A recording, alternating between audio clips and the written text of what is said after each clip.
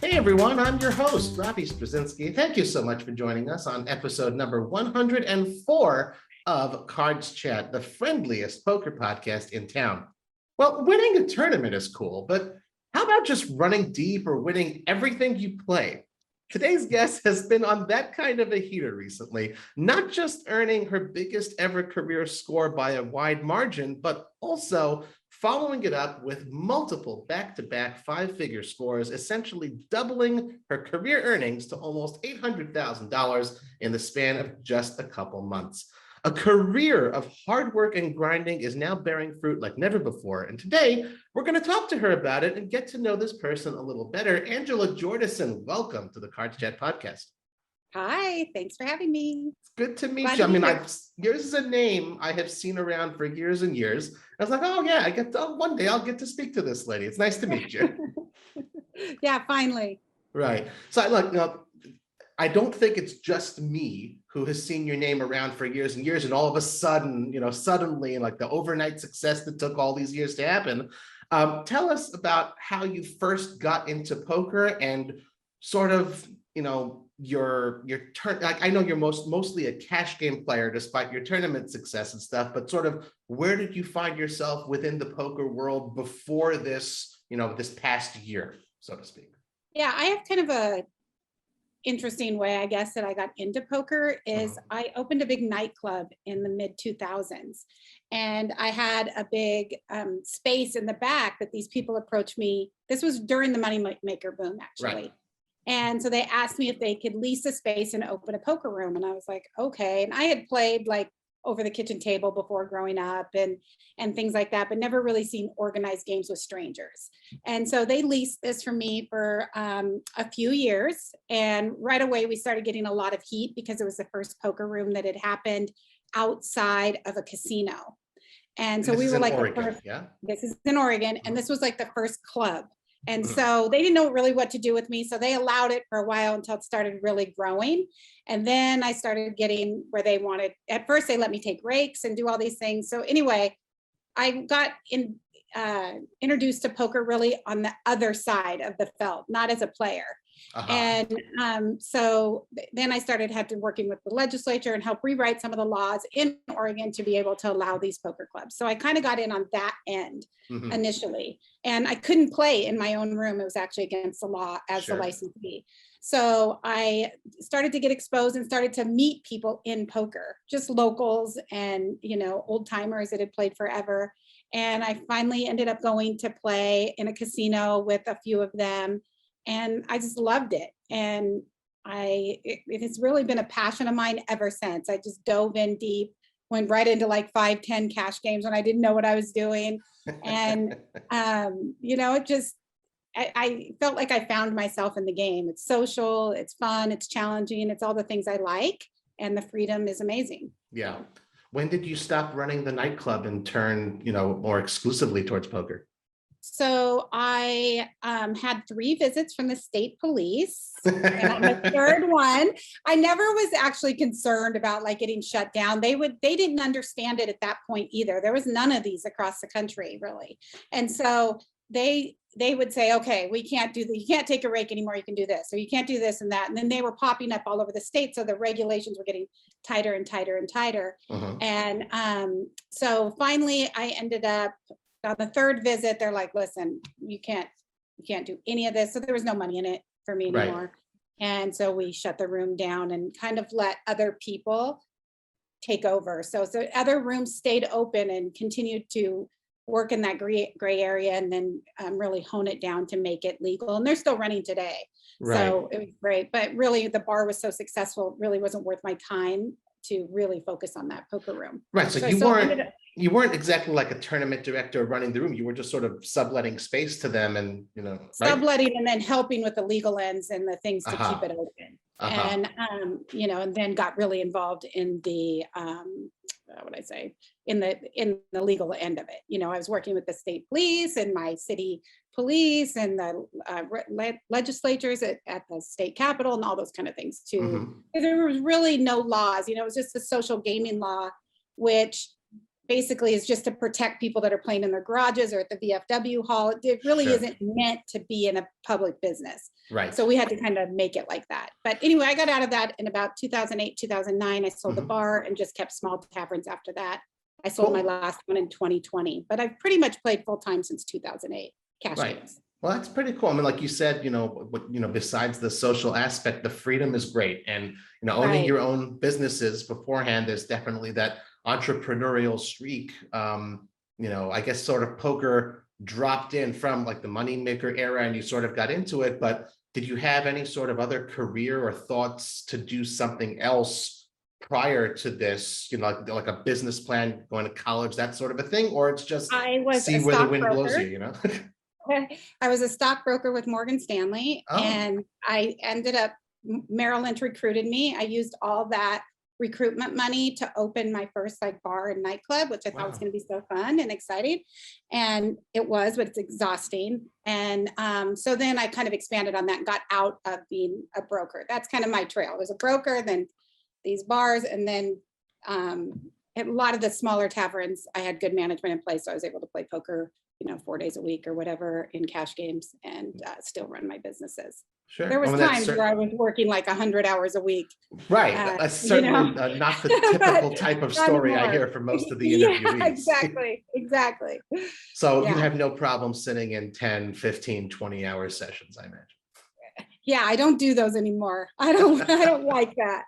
I get in and, meet my objectives and kind of get out or whatever. But so, I always think it's nice, both approaches are nice. Of, okay, you just turned 18 or just turned 21, you become the poker pro, you don't know anything else. But I also think it's nice to sort of have other life experience beforehand. I'm not a professional player, but there's a lot of things I do besides play poker recreationally. I think there's a lot that you could learn from one to the other. What would you say are, the best habits or the best experiences that you had during your prior careers, owning the bars, the nightclub, as well as working at Morgan Stanley, that you think sort of help you become successful as a poker player and enabled to continue doing that, I guess 14 going on 15 years?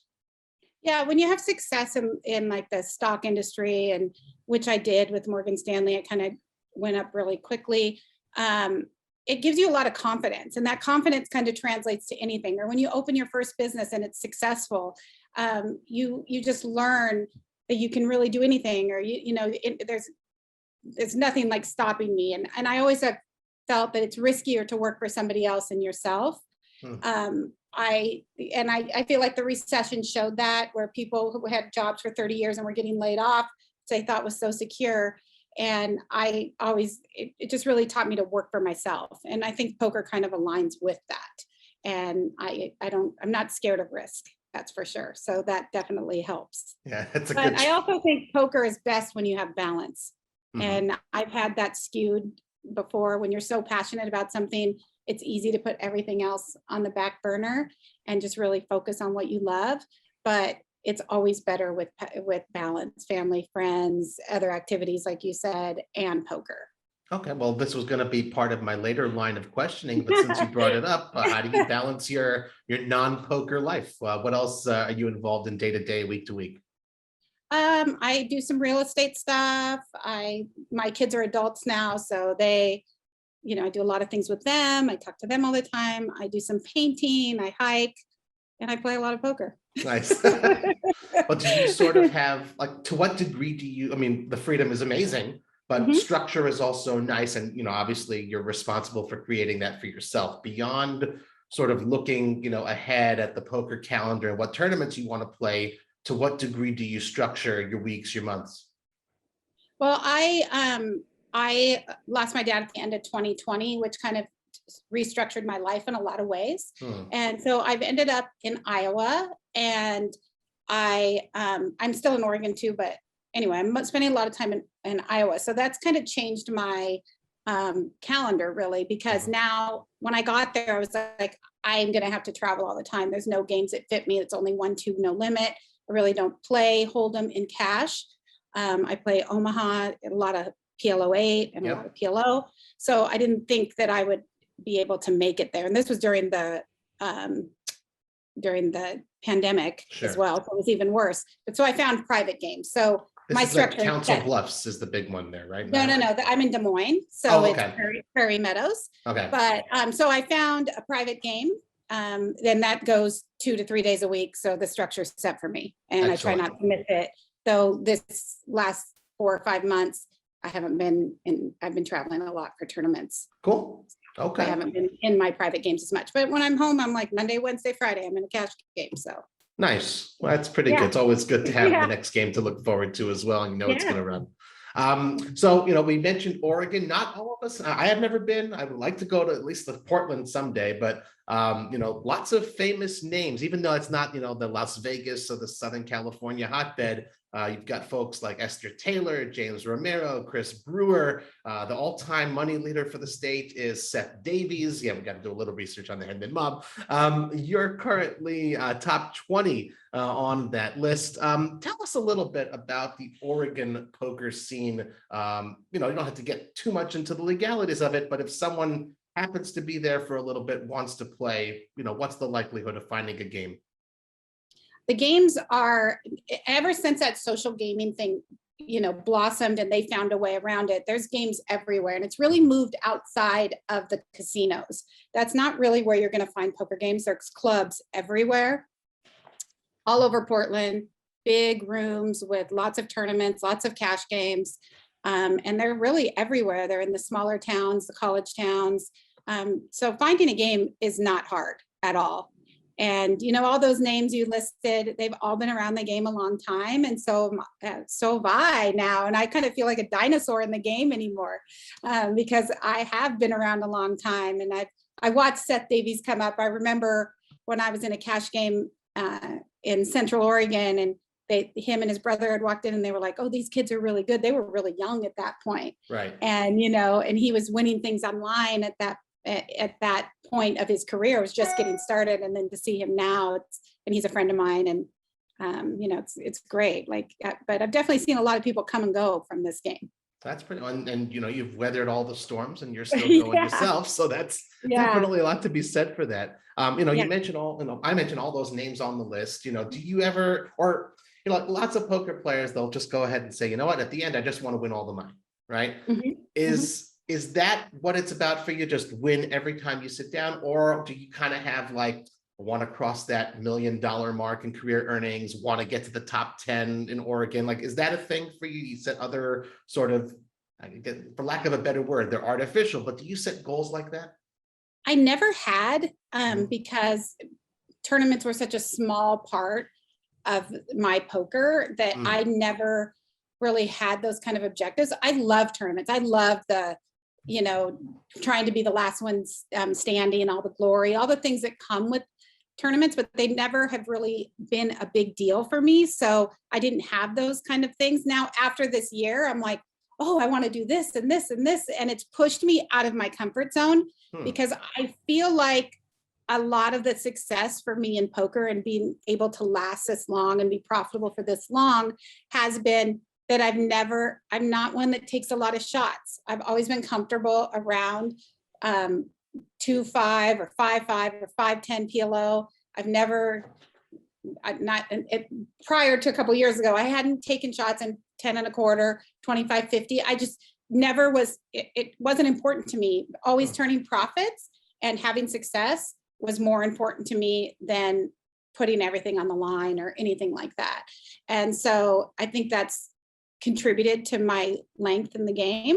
And that same thing with tournaments. If you look at my Hendon mob, I was pretty much playing $200 to $500 tournaments for probably 10 years, because I just enjoyed tournaments. I wasn't trying to win the main event or anything. It just wasn't a priority for me. It wasn't, I was making a lot of money in cash games. It just, I did this on the side for fun. Right. And then this year, when I had success right out of the gates at the series, then it pushed me out of that comfort zone. And now if you look at my average buy-in, it's like 1,000, 1,500, 2,000 or whatever.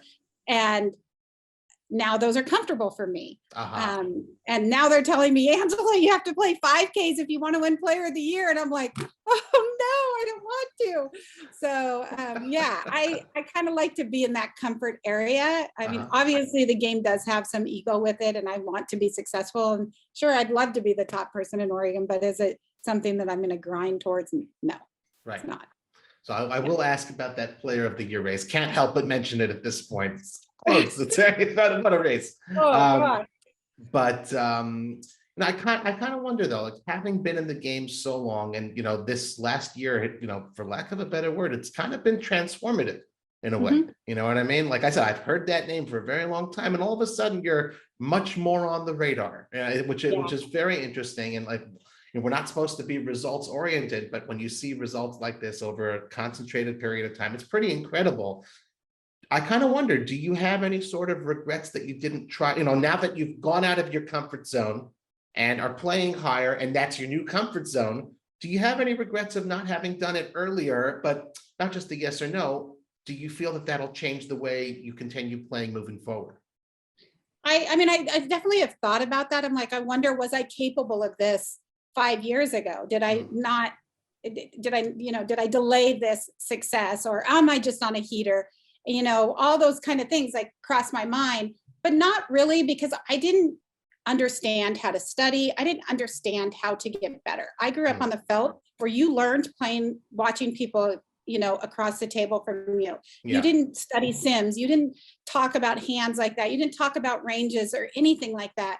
You played exploitative poker, and that's how I came up in the game. So to think, oh, could I have had better success? Probably not. If I wouldn't have studied and learned how to study, I probably wouldn't be where I am. I mean, it's been a huge contributing factor to my success. I mean, so I don't think it was going to come earlier for me if I took shots, unless I put the time in that I did over the last few years. Sure. So what are your go-tos? What courses do you take? Who do you ascribe to? Or is it kind of like your own personal path and journey in that way in the lab?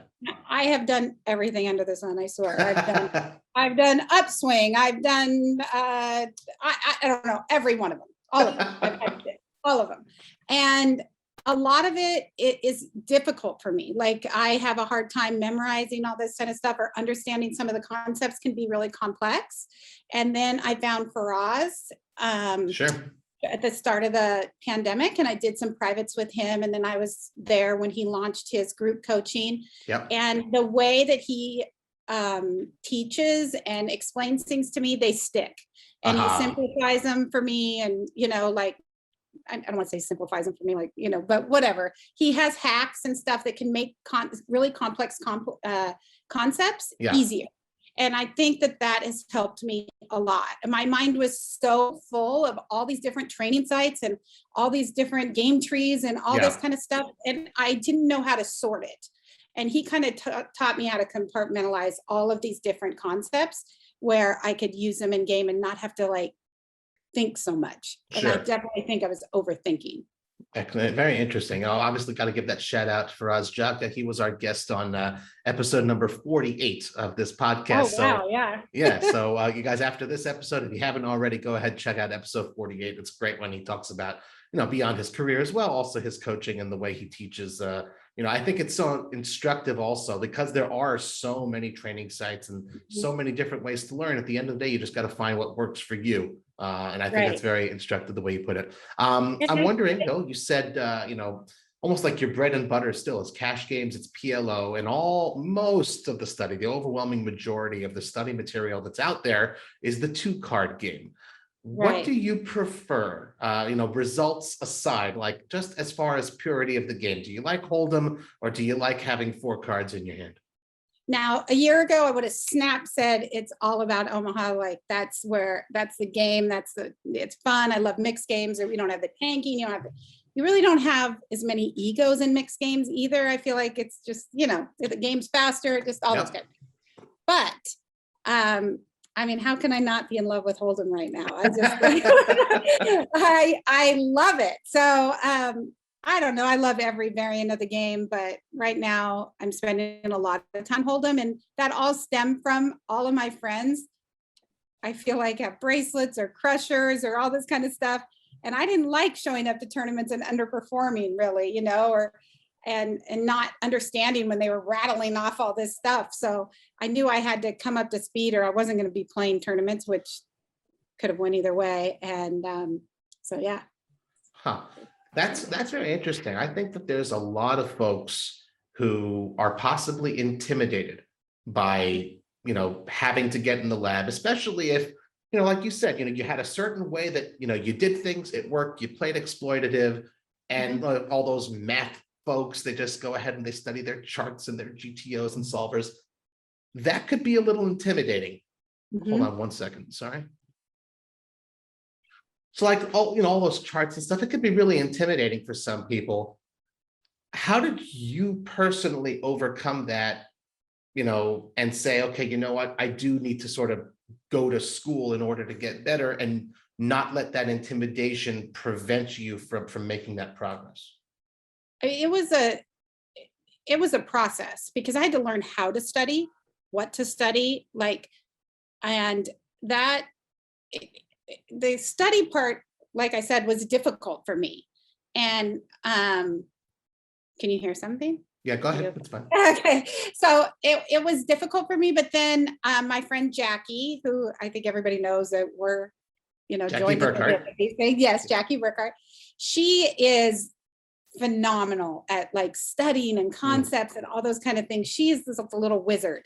And she was a big factor in kind of showing me the way, what sites we should do together and go over hands, we do all these different ways of studying. We'd run flops and then break it all down and then meet back up. And we just constantly kept doing it over and over and over until things got better and better. But she was a main factor of kind of walking me through how do we start? Because I have a lot of people that ask me now, a lot of record players that say, how do I study? Or it's so complicated and all these terms.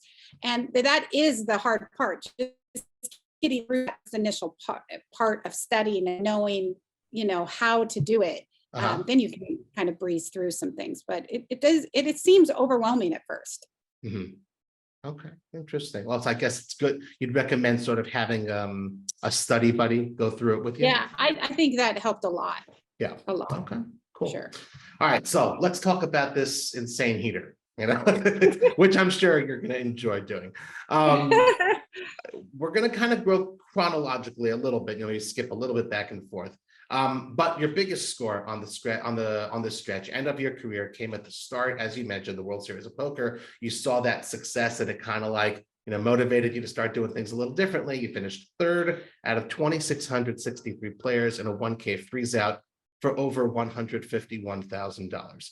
Tell us a little bit about that magical run, your first WSOP final table. Such a huge score. What did it feel like in the moment? And now, I guess, you know, you had a few months to reflect on it, and now you're used to all these big wins. But, you know, when it all kicked off, you know, how did that sort of change things for you? You know, I always played the World Series and I loved it. And I would like think, oh, what if I ever won a bracelet one day? But I never really thought about it that much. So I didn't have a lot of pressure. And it was only a 2-day tournament. So by the time I came back on day 2, there's 200 people left. And then next thing you know, I'm like, oh my gosh, I'm at the final table. Like it happened so fast that I didn't have that overnight to have family come in and get this big hoopla or whatever. So I just kind of went through the process, and I'm not kidding, I enjoyed every moment of it. I had my friends on the rail. I was having the time of my life. I had all the chips. I mean, it was like a dream scenario. And I don't think I could have got any more out of the whole experience. Like I'd look over at my rail and I was like, those are all the people I love. Like, this is just amazing. I just enjoyed the whole thing. Faraz showed up at the final table, which he did not have to. He coached me every single step of the way on ICM, on spots. He was great for the emotional side of it. And that's when I was like, he is great. Like and he didn't just do that for me. He did that for numerous students that he had that went deep that summer or this last summer. But so it was everything I could have expected and more. And when I busted, I didn't have a big sense of disappointment until a few days later. I was like, wow, I was so close. Right. Like it never hit me. I was so caught up in the moment and enjoying the whole thing that I didn't realize, like, gosh, I was like two people away from winning a bracelet. Like Yep. that's amazing. And but yeah, then I was like sad. What if I would have done this? Right. And then I'm thinking, oh my gosh, what if I would have played this hand wrong, or what if I would have made this big call, or done Sure. all these things? Like maybe it could have been me, or whatever. Right. But I'm proud of it. I was so excited, and oh, I hope I get there again someday. I don't know if I will. I'm It took sure. this I'm long sure to if get you keep there. doing what you're doing, eventually you'll see that you'll supersede that success. That's for sure. Yeah, let's hope. I'm kind of wondering then. Obviously everyone knows you look at the pay charts, the tables, and every this big pay jumps as you get closer and closer to the top of the pyramid. At what point in the tournament, like with how many players left, did you already have this feeling that you're describing, and you're kind of just sort of like free rolling in a way, life wise, as far as like positive EV? Because you're already there, you're already experiencing this Yeah, high, this I'm doing emotions. what I love. I'm making money. I have all Right, the tips. Like everything it was amazing. right. I would say it was like, I think there was probably 20 to 25 players left. Mhm. And I had a player dump his whole stack to me, and we were both two top five stacks. So I became the overwhelming chip leader at that point. Mhm. And so that kind of turned for me. I was like, oh, this, and I think I was past my biggest score that I'd ever had. Okay, Or no, yeah. no, no, no. That was at 50K. Well, it was like one of my bigger scores, probably the second biggest score that I'd ever. And I was just happy to be there. Like, and I just embraced it. It was fantastic. So after that, you didn't just sort of, okay, let it be, and that's it, and right off into the sunset. You had a couple more smaller cashes during the WSOP, and then you go on a nice sun run in the main event. You had a deep run, a bit under $55,000, but that's a great score. That's everyone loves just the ability to play in the main event. It's a bucket list item for so many people. You go, you have another deep run. How was that different than the event we just talked about, where you hit your third place? Obviously didn't go as deeply, but it's the main event. So what was different to you, and maybe did you go in with a little bit more confidence than you otherwise would have because of your previous, success during the summer? Okay, I'm going to tell you some things about the main event that I used to say. Okay. I would tell Jackie, I hate the main event. It's so slow. It's so boring. I don't like it. I don't want to sit there and have to make, I don't want to play like that. Like, oh God, you're going to make me play the main event. That's my fifth time playing it. I played it years ago. I won a seat on like Bovada or something like that. And then, so this was the fourth time I actually bought into it. I did not plan on playing it coming in at all. Okay. Because I had this bad attitude where I would tell Jackie loves the main event. She's like everybody. I go, I think I'm the only person that doesn't like the main event. Now, this was prior to me running deep in the main event. Right. And I go, it's so long. And blah, blah. I was just like a negative Nelly on the whole thing. And then I have this score, and I'm like, okay, I'm going to play the main event. And, once you have a big score like that early in the series, I knew I didn't change my schedule much at all. I wasn't going to take any shots. I knew I was leaving profitable. I was the happiest person at the series. So the main event, I went in there like excited to play it and happy to do it. I did not realize how different it is once you get deep, and the pressure is crazy. And I avoided stream tables also my entire career. I didn't like them. I feel like I do weird stuff and I don't want to hear about it, or the comments can be brutal. I've seen my friends go through it, and I'm just like, I don't need it. I play cash. I don't need to be on all these stream tables and stuff. It's just not something I enjoy. Right. Day 4, I can tell right away that my table is going to be the featured table, because it has Ali, and it has that Zhang that was so fun to watch, and it has Dan Smith. And I'm like, every step of the way, I had to get out of what I'm comfortable with. And I had to do that stream table. I love it, but I got through it. I did not play that well. Like, I was very uncomfortable in it. And then by day 5, the pressure really got to me. And Jackie was still in. We're in together. She busts, and she's going to go get a table at dinner. and I am one of the last 3 females left. The cameras are in my face. CBS is pulling me aside to do an interview, and I am like emotionally not doing that well. And I never Oh, have I felt very nervous, and I don't know. I maybe a lot of people don't talk about it, but for me, it was day 5 became really hard for me. I wasn't making, also I was struggling to even connect with flops or, making hands. Like every hand I was in, I didn't have it. And so it was just a really tough day. yeah. And so she gets a table for dinner and I meet her, and because she is busted, she is so drunk. She started drinking like right away. So I get there. I am like almost in tears. I had just lost a huge hand before dinner, and with the cameras there and everything, like I'm like kind of shook up. And she barely can form a sentence. She's drunk. Her series is over. She's just cashed the main event for 40, 50,000. I don't know what she cashed for. And then, anyway, I end up busting in day 5. And that's the tournament I think the most about, because I don't feel like it was a cooler or it was these things. I feel like my emotions really got the best of me and probably skewed some of the decisions that I made, whether I folded too much or tried to had some kind of entitlement to win a certain pot or whatever. And so that tournament I'm anxious to do over, because I feel like I'm better equipped to handle the pressure of the main event. Right. And I've heard people talk about the pressure of the main event, but I don't know, it was more than I anticipated, at least for me. Well, like you said, once you get a little bit out of that comfort zone, that becomes your new comfort zone. That experience surely will serve you well next year. So definitely good luck, and hopefully, again, go even deeper and score even more. Yeah. That again, like we said, that kind of all just sort of kicked things off for you though, which is kind of nuts. Like we're talking about, those are like truly momentous, final tables, deep run in the main event. Already that's like, okay, what a year, right? Already that's enough for so many people. And that goes ahead and kicks off 5 straight 5-figure cashes for you through July and August. I'll just rattle off some results. 2 final tables at 2 WSOP circuit events in North Carolina, final table in the MSPT Iowa main event, winning the WPT 1100 at the Bike in LA. I saw that picture. That was fun.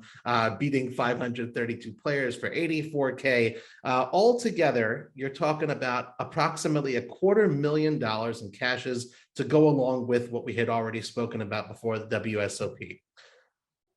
Within that stretch of tournaments, did any of those, I don't know, days of play or moments sort of stick out to you as particularly special or momentous for any particular reason?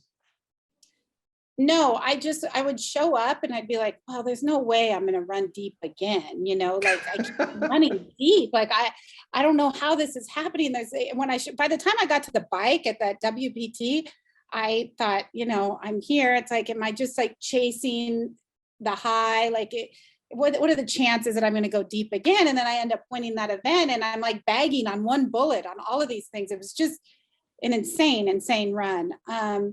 But that tournament was great. I think that, trying to think of all of them, the MSPTs are my favorite. So I really enjoy those. The fields are different than you'll find in a WPT, and they're more rec friendly, and they're just a lot of fun. And so whenever I can make a final table on one of those, I'm just like really happy. I love those events. Are well ran. And so those are always the most special, even though those probably aren't my biggest score. Those are my favorite. So many times I talk to professional poker players, and you ask them about different mistakes that they've made along the way and what did you learn from them. I kind of feel like I have to ask the opposite question. You've had all of these successes, all of these deep runs, all of these up until now career defining moments in a way. What are your biggest takeaways from those, and how do you use what you've gained to improve even further? Yeah, and that's what I want to do, is continue to improve, because I've been around the game long enough to know that I'm not going to walk around and tell you I'm the best player on the planet and I outplayed everybody, because this game will humble you so fast. And I don't want that flip side. Like, I've told Jackie that a lot too. I'm like, oh my gosh, I'm running so hot. The opposite side of variance, I don't want it to hit me. I'm terrified of it. And so I just keep studying. Even when I win a tournament, like, I'm in my room like that night or the next day, and I'm like looking up the hands that I feel like I played wrong, and even some of the ones that I won. And so I don't know, I just constantly try to get better every single time, because I know the game is ever evolving, and I know I have to work 2 times as hard to be as good as some of my competitors. And so I'm just willing to work hard. And I just kind of go on to the next one.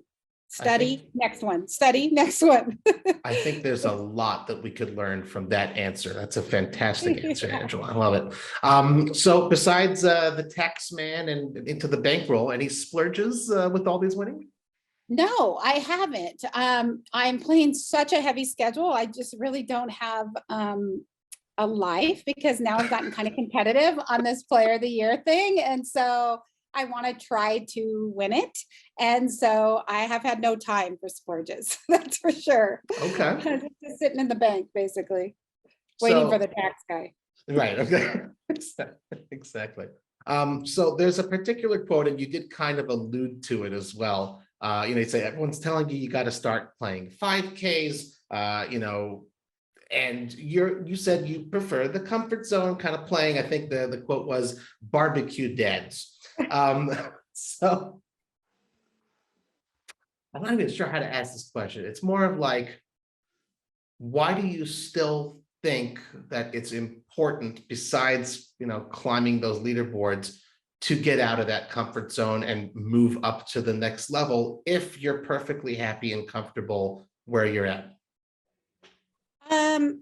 I don't think that I would have taken the climb, but the player of the year race has pushed me to do that. And now my comfort zone has changed. And now I'm very comfortable in 2500s and 1100s, which used to make me very uncomfortable. Now I'm firing multiple bullets if I have to, and those kind of things. So things definitely have changed for me. But will you see me as a regular in 5Ks and 10Ks? No. Okay. I will play a few a year, but that only big ones, like the main. To what degree do you sense this is not, AAA ball, this is the major leagues type of, is there such a gigantic qualitative difference in the fields when you moved up from, the previous level to the level you're currently at? Sometimes, depending on the venue and where it's at. Obviously, when you come into Vegas and you play at the Wynn, some of those higher buy-in events with the smaller fields are really tough. And I just don't know that I want to work that hard to ever to be at that 5K level at the Wynn type of player. I just don't know that it's that important to me, when I really love playing 1100s and 1500s, and I don't need to push it any further. I feel like, I don't know, I'm like happy. So, right. That's great. I genuinely, I love that answer. That's because it's just so authentic, well, what else are we chasing? Oh, that's great. That's really wonderful. I'm having success where I'm at. I'm not getting buried. I don't really have a chance of going broke. Like, all those things that I learned early on in poker are helping me now with the success. It's not, I do see some of these young kids that have these big scores right out of the gates, and then I see them firing 3 bullets in a 10K, and I'm just like, you only cash for 150,000. That's going to go like that, and it's just not. I've learned the hard way, and I'm not going to make those same mistakes. Cool. So we got to talk about that GPI Female Player of the Year race. As of this recording, I think you are a hair's breadth away from Cherish Andrews atop the leaderboard. I think 0.11, 0.21 points. It's really crazy. It's unbelievable. Yeah, that's why I tweeted it, because it was so close. She just passed me because she ran deep in the 1600 bounty at the Wynn, and so I was like, oh, I got to see how far she passed me. And when I ran the numbers, I was like, oh my gosh, we're so close. And really, it's close for the top 5 on that list. It's, a score away, and it's going to bounce all over the place. And, we really don't get anything for that, but it's fun. It has made it so fun.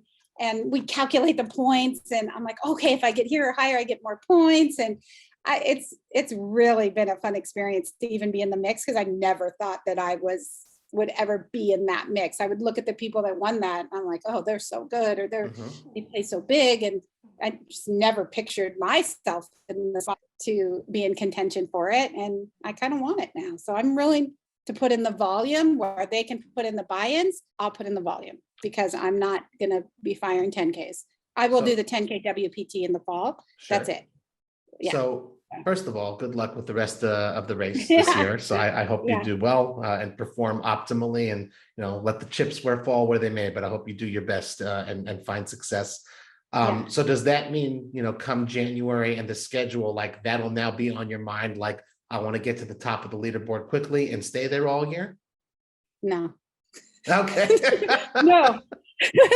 When I'm done with this schedule, come like a week before Christmas, I am going back to cash games. I will definitely play tournaments, like all the Midwest MSPTs and the series and that kind of stuff.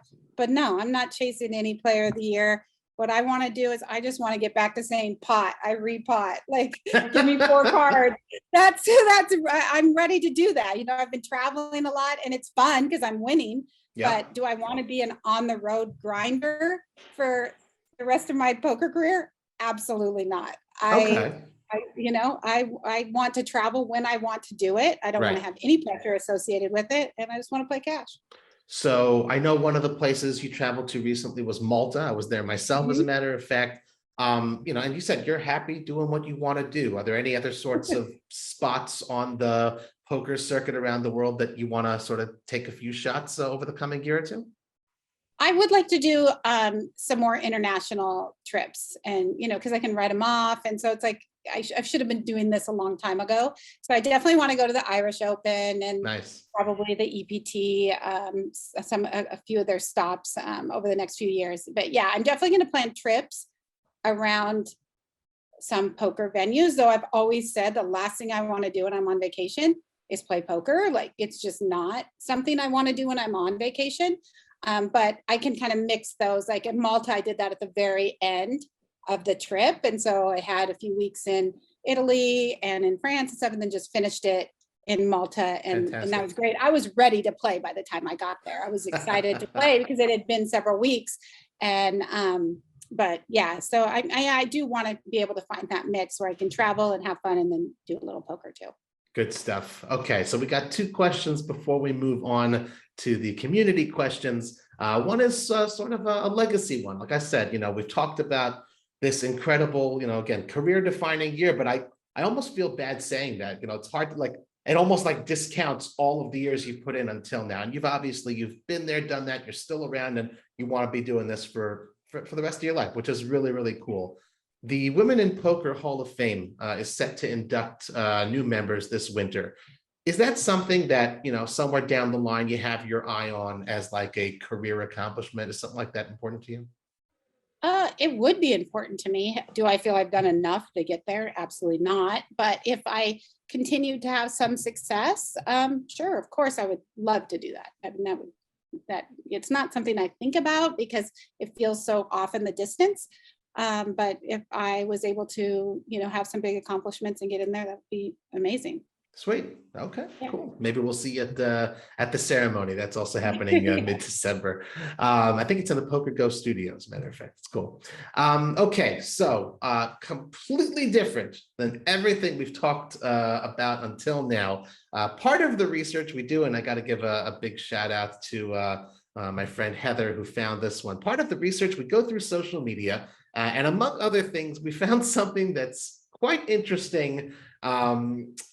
There's a lot of things that poker players like to gamble on, but you know what this is going to be already? No, I don't. That's what I'm scared about, because I am just so unfiltered. So okay.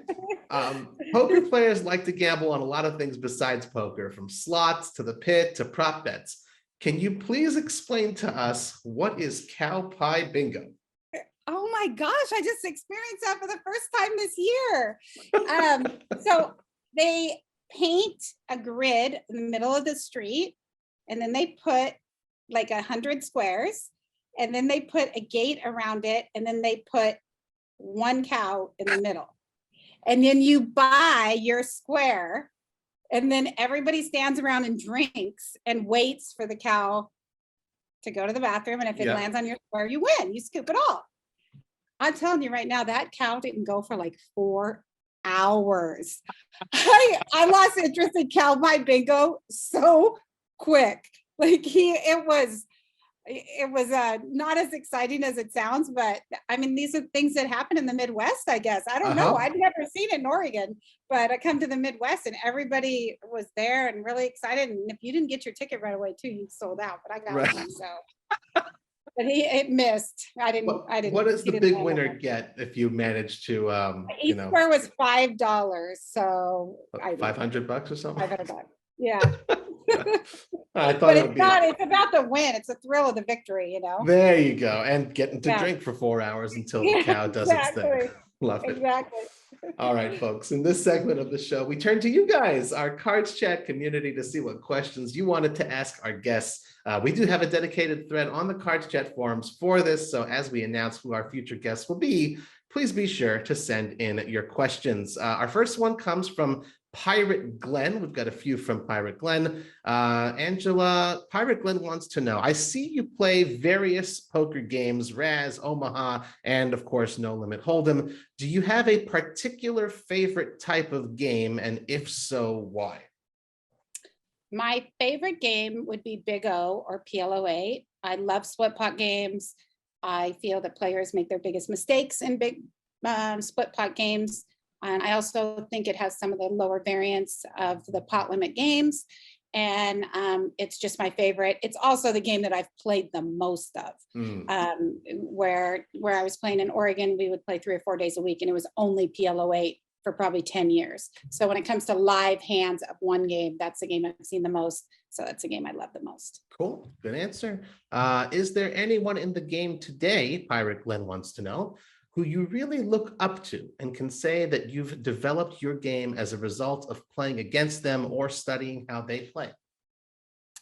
I would say it's Faraz. Okay. I love his dedication, his professionalism, and he's aggressive and so focused. I've learned so much from him. I've never played against him. Okay. I hope I never have to, really. But yeah, he is definitely someone I look up to in the game, and I'm really thankful that we have came together and that I have him in my corner. Nice. Very cool.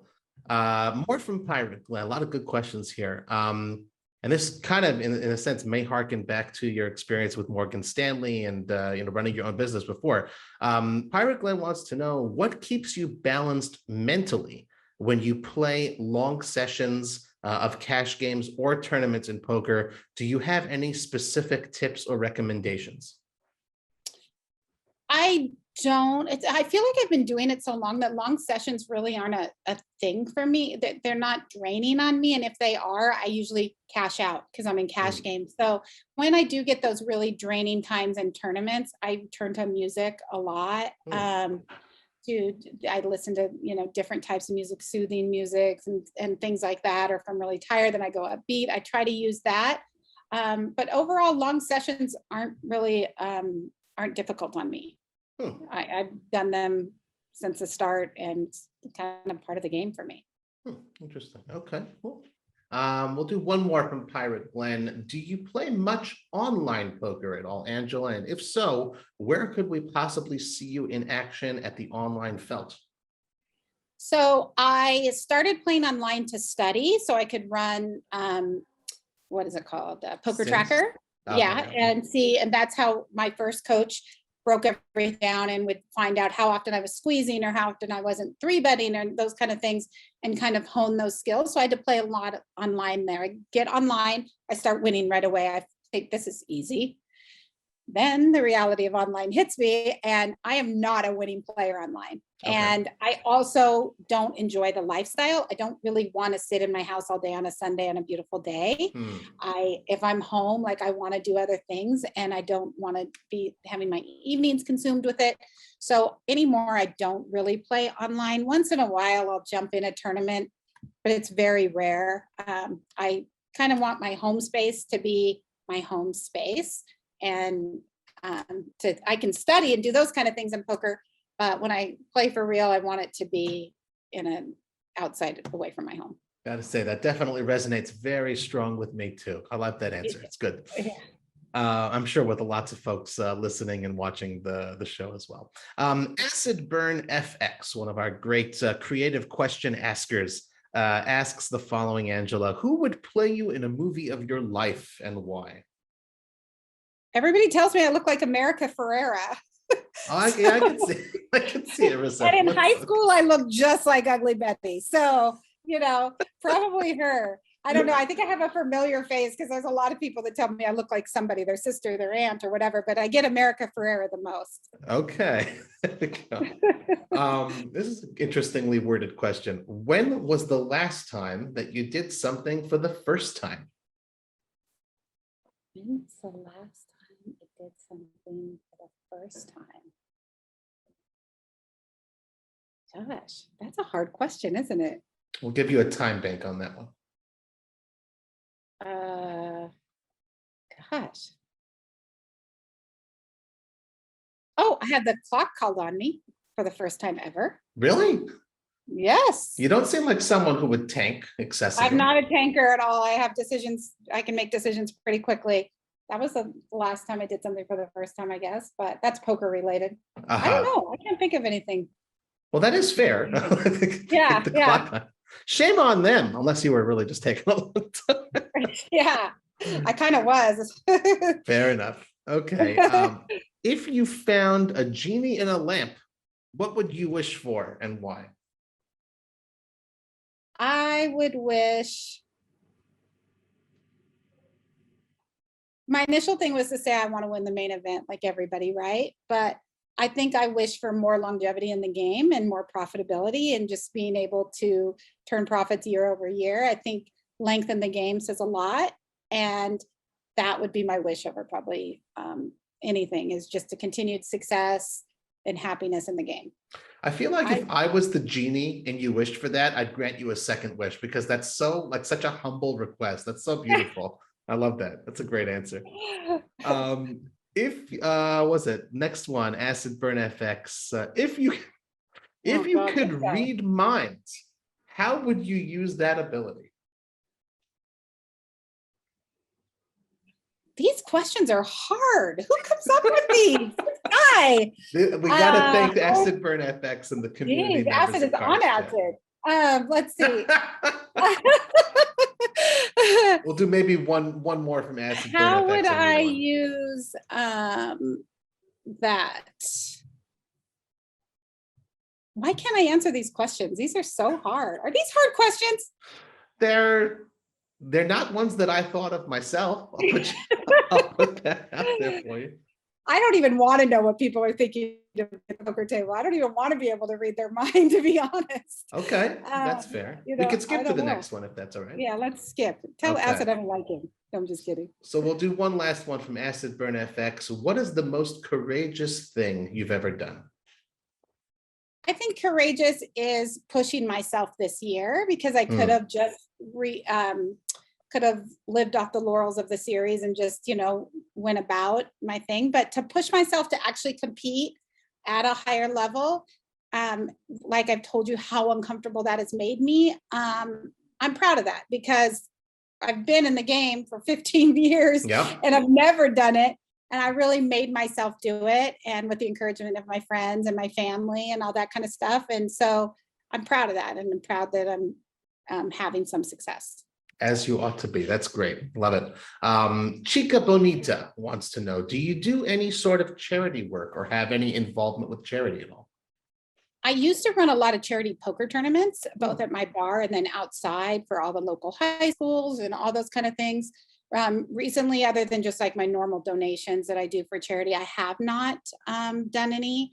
I am doing donating some time to some auctions and things like that coming up. But other than that, I haven't been as charitable as I used to be. I've just been so busy. And I was All actually that winning thinking takes about, time. yeah, I've been thinking about that more and more and how I want to do that. There's some stuff I do in Nicaragua every single year, but I kind of want to take that to the next level with some of the turtle projects and stuff like that. So in the future, I've got some things on my radar. But That's very cool. That's great. Yeah. I wish you success with that too. I like this one. Chica Bonita, next one from them. Do you dedicate your victories to someone or do you do it just for yourself? So I used to play poker with my dad, and we would go different places, and we would go to the series. He would meet me there for a week, or he was like my biggest cheerleader. And he passed of cancer at the end of 2020. And when we were talking, I was like, I'm going to win something big for you. And I get off. That's okay. And I can't believe I'm crying on a stupid podcast, but it's a great podcast. So when That's I ran beautiful. deep in the series, I think that's why I loved it so much, because I knew how proud he would have been. So this is anyway. So when I won these 3 tournaments in a row in 2015, which made some news, and I got these winners hats. And when you made a final table there, you always got your hat. And so I would give my hats to him, and he would play down in Talking Stick in Arizona. And he would wear those hats and tell everybody that it was like silent bragging, because they would say, oh, you made a final table, because they said final table, Pendleton, Oregon. And so he would wear those so that people would ask him, and then he would be able to brag about me. And he really didn't have much to brag about then, because I hadn't done much other than we won 3 tournaments in 3 days. Yeah. I did that 3 tournament thing. And so he was just always like really proud of me, and like my number, he would constantly text me, give me updates, and he was just really proud of it. And I miss going to all those tournaments with him for sure. And I'm a crybaby on a podcast. Oh, I think that's beautiful that you're in touch with him. I think that's just great. I'm sure he's smiling down with a lot of pride right now. Yeah. We'll do a couple more and then we'll wrap it up. I know you've got a tournament to go to over there in Las Vegas. So Crystals first says, the one from Crystals, what is it? Oh, okay. What do you think is going to be the most difficult aspect of keeping up this momentum going into 2023? I think keeping up cashing at this pace is unsustainable. And I know the math behind tournaments. So I just want to show up and do my best and try to make good decisions, and the cards will fall where they do. I understand how variance works. I understand I'm running way above EV. And so, if it continues through 2023, great. If I'm still winning like this in a couple of years, then maybe I won't call it variance. But at this point right now, I'm just like, I'm enjoying the ride. I'm trying to make the best decisions possible. And if it goes into 2023, great. And, if not, hopefully I made the right choices. For sure. And it actually dovetails perfectly. You couldn't have known this to our final question from Gutshot Gus. And I'll just read exactly what the question says, because it echoes your words just now. You have been quoted as saying, I've been around the game for a long time, so I don't have unrealistic expectations of this. I know it's not sustainable and that I'm running well above EB, but I'm just enjoying it. It sounds like you have made the transition from I don't know that I don't know to I know that I know. Can you describe when you realized that? Was it something that happened over a period of time and you didn't realize what was going on, or did the light bulb kind of come on with a click and you had this sort of euphoric moment? I think that I realized early on in cash games, I had a really bad year one year. And it humbled me a lot, because before then I was dumping chips into pots. That was so aggressive. So in big games, just playing crazy, and just never thought it would end. And when it turned, I had to eat that humble pie, and I didn't like the way that tasted at all. So I knew I had to stay level-headed in the game, and that's how I kind of feel about this. Like I am proud of what I've done, and but I don't feel like it defines me, and I've had enough success in the game for my place in the game, I guess. And so, you know, I'm happy with it. I am humble with it, but I do hope it continues for sure. Absolutely. Well, I said that in the course of this podcast, we get to know you a little better. I certainly feel like I do. And I'm sure like a lot of folks feel the same way. This has been an absolutely lovely and wonderful conversation. Again, just a friendly reminder to our friends out there in the Cards Chat community. We'd love to see you submit your questions for our future podcast guests in the dedicated thread on the forums. Guys, please be sure to give us a good review on iTunes and spread the word via your social media channels if you like the show. Angela, before we let you go, is there anything else you'd like to tell the audience? No, nothing. I think we've covered a lot. Okay, good. I'm glad to hear it. And maybe we'll do this again after we do get that first WSOP bracelet, or maybe a final table at the main event. That would be something special. But really, thank you so much for your time. I really enjoyed it. Thank you all for tuning in once again to another episode of the Cards Chat Podcast. I'm Robbie Straczynski. You can follow me on Twitter at CardPlayerLife. I wish you all a wonderful day.